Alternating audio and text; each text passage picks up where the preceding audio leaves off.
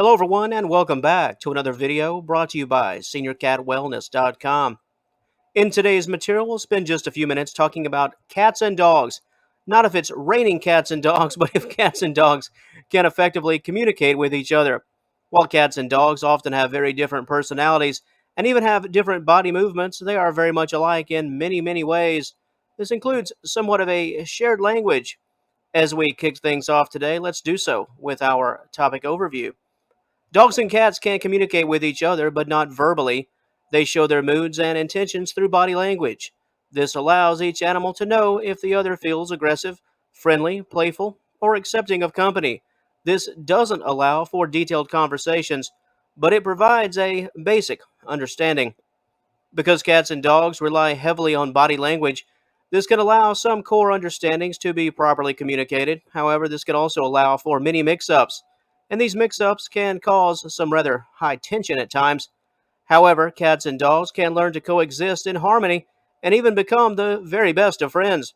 It's really all about the old give and take and a shared understanding and respect of personal space. Before we take a closer look at the communication efforts between cats and dogs, we'd like to communicate our love and appreciation for you, the viewers of Senior Cat Wellness. If you're back again to continue this journey with us, thank you so much for returning.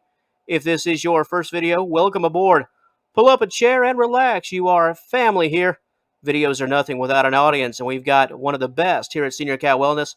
We are truly grateful, and we appreciate and thank you for everything you've done and continue to do for us.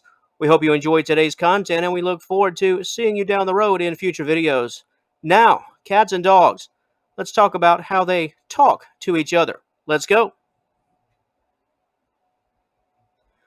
Cats and dogs can certainly understand each other, but it's far from perfect because meowing and barking don't always mean the same thing. The best they can do is body language, and even that can have its issues that we will address momentarily. At the bare bones of it all, cats and dogs understand each other in a similar way to how we understand cats and dogs. We have a general idea, but most everything is far from specific. But, as you know from your very own pets, the trust and the love is there, and that can make for a wonderful relationship. I don't have the first clue as to what my cats are thinking most of the time, but I do know they trust me. That's not too much unlike cats and dogs. Respect can be earned and well received, as can trust. When you have that foundation in place, communication, in the most literal sense, doesn't have to be there at all times. In terms of a shared understanding, a dog will let you know that a hissing and yowling cat is probably a cat to avoid. Your dog will get the idea that, yeah, that cat is not happy. On the flip side, a cat will likely want nothing to do with a howling and growling barking dog.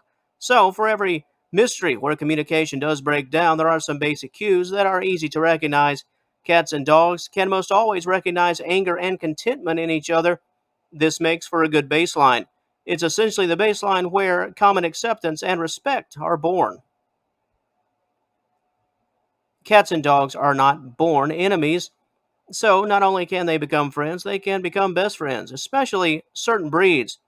When it comes to the relationship, both cats and dogs want a few specific questions answered, and this harkens back to that whole baseline foundation aspect that we've mentioned. It goes a little something like this. Do you want to hurt me? Can I sleep here? Are you interested in playing? Do you want to be friendly? Can I have some of your food? Those are the basics, and these questions are answered both ways through body language. Nuance isn't really needed, as more of a yes or no can be applied.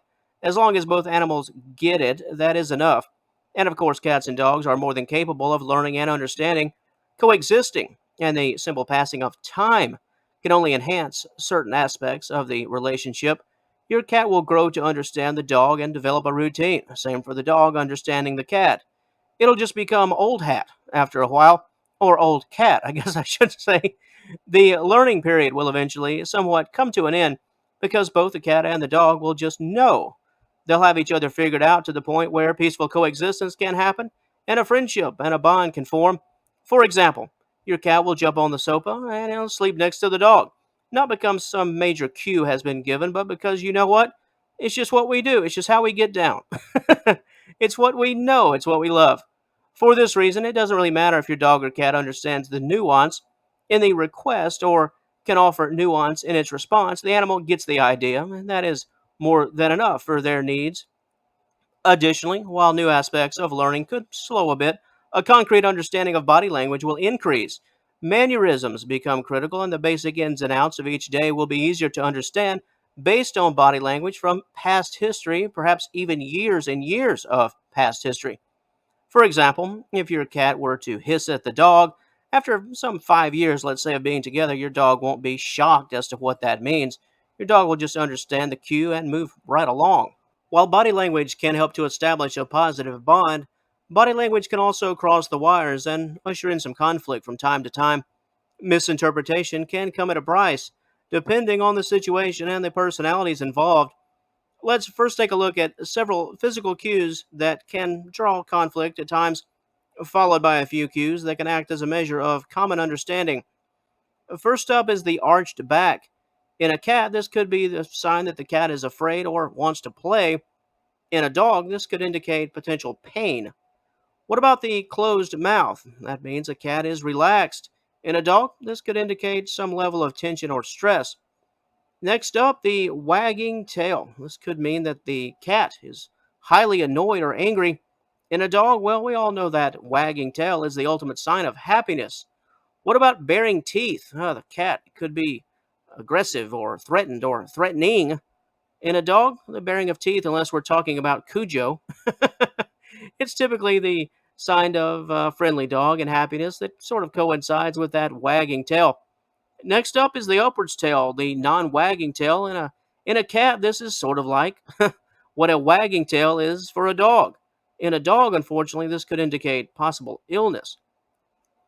What about the shared body language cues? The tail tucked between the legs. Well, this is a sign that both animals could be scared. Dilated pupils, about to attack. An exposed belly. This is a sign of ultimate trust. What about that low tail, the down tail? This means that the cat and the dog are a little bit tense. The flattened ears or the pinned back ears. Scared. Anxiety levels high, high tension. Not happy. About to attack, possibly even. What about those stiff whiskers? This is a typical sign that the cat and the dog are on high alert. While there are no guarantees of a positive relationship, most dogs and cats will, at the very worst, agree on some level of civility. While this doesn't always mean best friends, respectable civility certainly beats the alternative, that is for sure. However, some relationships are almost destined for a negative outcome due to several internal and external factors.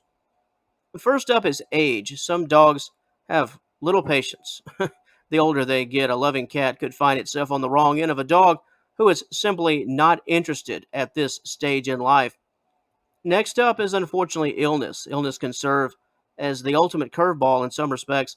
Illness can change animals and even fray an otherwise positive relationship. If a cat or dog is sick, trouble could arise. Next up is sort of a unique one, surprises. Sometimes external factors can break up an otherwise positive arrangement. Let's say your cat and dog are having a friendly play session and a loud noise startles both.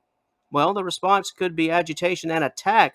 Always remember that natural instincts are right below the surface of even the best relationships.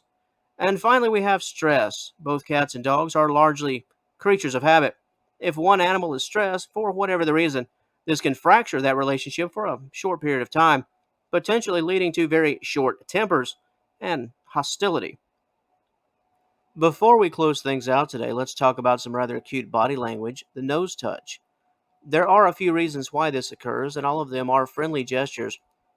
Cats and dogs will touch noses as a means to say hello. Dogs will also engage in this behavior as a way to teach cats how to communicate, as dogs are known for this engagement with other dogs. It's possible that your dog could view your cat as a puppy. And another reason for the nose touch is to smell for food. Hey, have you eaten today? Let me smell and check it out and find out. Dogs are most likely to initiate contact for this specific action, but as we've stated, cats and dogs do talk to each other, but it's in a very limited capacity. So much of it involves a foundation based on body language and common cues. It's less about moment to moment or even hour to hour but rather a shared association and understanding. Think of it as the Cliff's Notes version of a book. You don't need to read it all to get the general idea, and that's mainly how dogs and cats not only coexist, but learn how to, hopefully, become friends. And never underestimate the clock on the wall. It's amazing how time can serve as the great teacher and unifier when the daily routine for each involves each other. And it's been that way for many years. Well, that's the stuff that many of the images you've seen today are made of. And on that note, that will wrap things up for the video portion of today's material. However, if you would like more information concerning this topic, we do invite you to visit us at seniorcatwellness.com. There you will find a highly in depth article detailing everything that we have talked about here today and so much more. We hope you find our written content to be both enjoyable and informative. Are you currently watching us offsite? If so, we encourage you to click the initial link in the description box below. Said link will take you to all of the information. And until our paths cross again, and I certainly hope they do, we'd like to thank you once again for joining us today. Please have a wonderful day. All the best to you and yours, and we will talk to you later.